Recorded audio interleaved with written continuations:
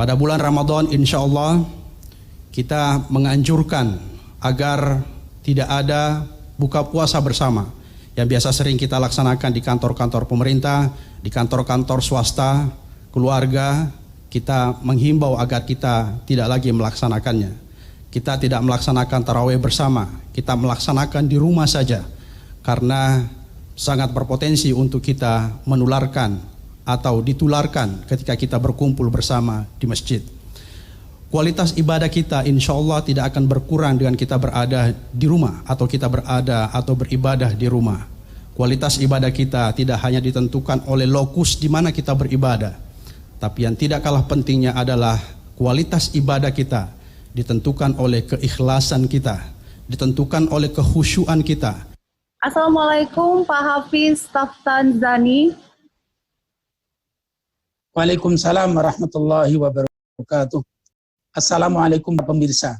Ya, Pak Hafiz, sebentar lagi kita ini akan memasukin bulan Ramadan. Nah, namun hingga saat ini pandemi corona tampaknya masih juga belum selesai. Lalu menurut Pak Hafiz sendiri, sejauh ini persiapan untuk melangsungkan tradisi Ramadan ini bagaimana?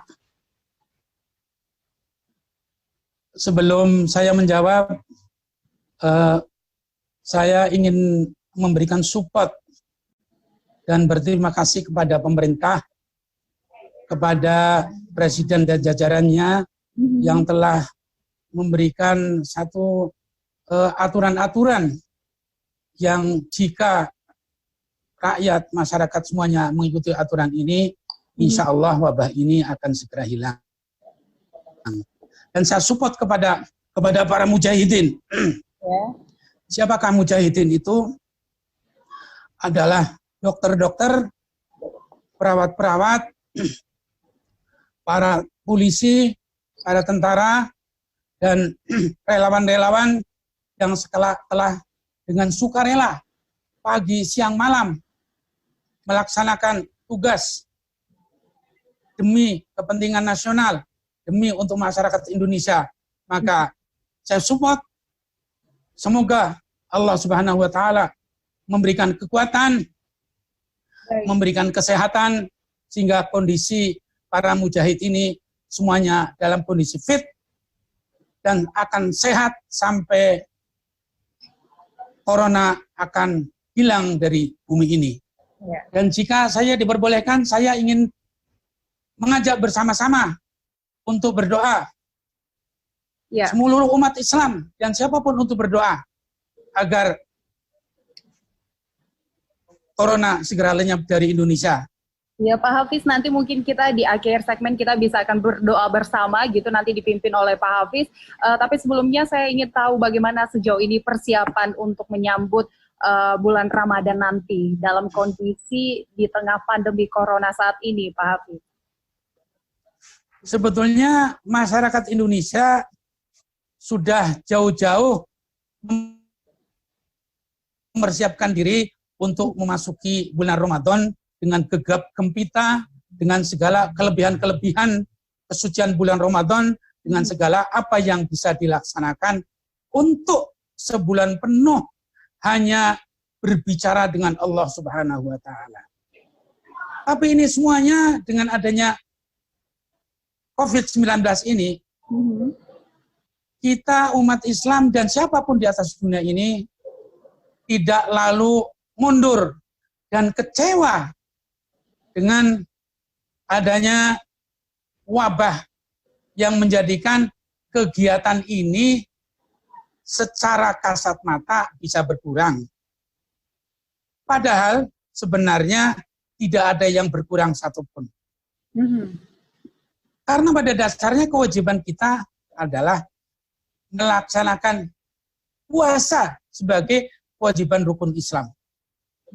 Jadi kalau kita di bulan puasa ini sudah berpuasa dengan baik, imanan wahtisabah, dengan penuh iman dan penuh harap dari Allah Subhanahu wa Ta'ala, maka orang yang berpuasa akan mendapatkan pahala dan akan diampuni segala dosanya yang sudah lalu dan yang akan datang.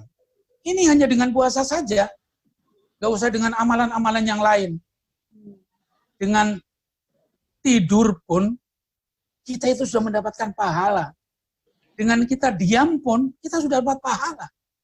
Jadi kita tidak usah terlalu banyak berpikir kenapa kalau kita nggak bisa tarawih. Tarawih itu adalah amrun aridi, sesuatu yang baru. Artinya sesuatu yang tanpa ada tarawih pun puasa tetap berjalan. Artinya tarawih yang kita laksanakan di masjid itu tidak ada kurang nilainya sekalipun itu dilakukan di rumah masing-masing.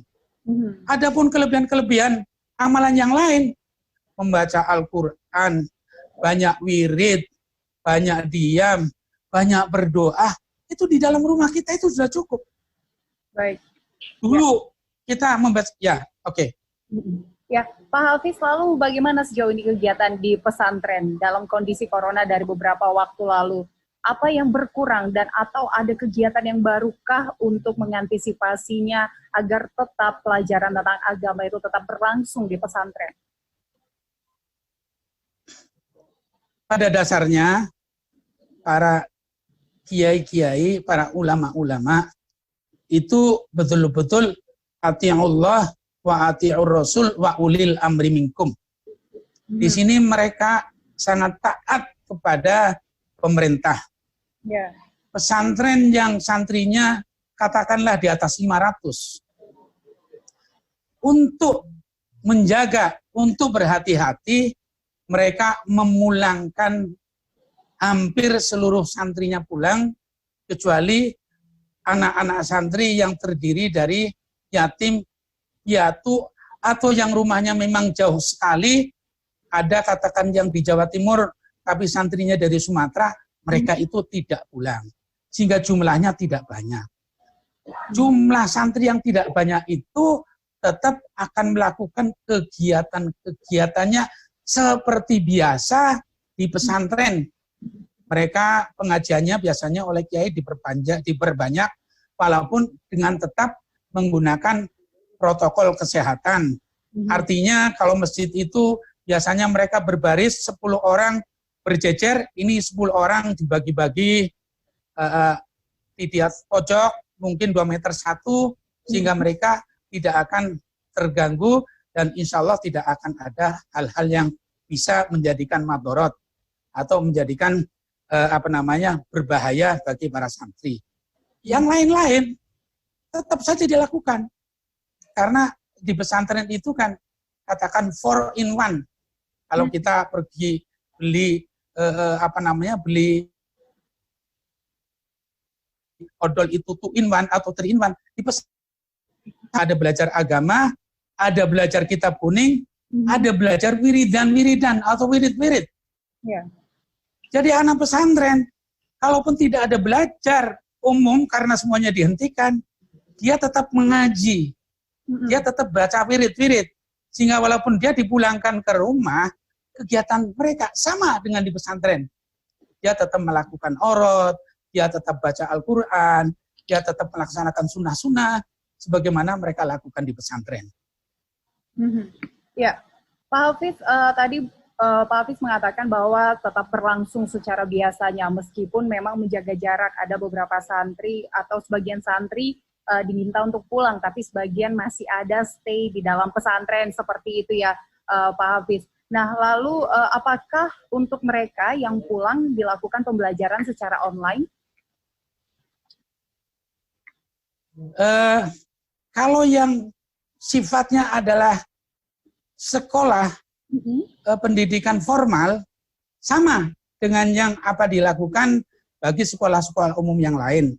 Ya. Kalau yang namanya kitab kuning, itu karena memang tradisi kitab kuning itu adalah kiainya membaca, kiainya membacakan, kemudian muridnya mensimak atau menirukan, itu tentu tidak, sampai sejauh ini belum ada tradisi menggunakan online. Sehingga pelajaran-pelajaran yang dilakukan di bulan Ramadan ini biasanya memang karena memang harus berhadapan, karena memang di dalam talakti, di dalam kita mendapatkan ilmu adalah seperti itu, sehingga sistem online ini belum berjalan.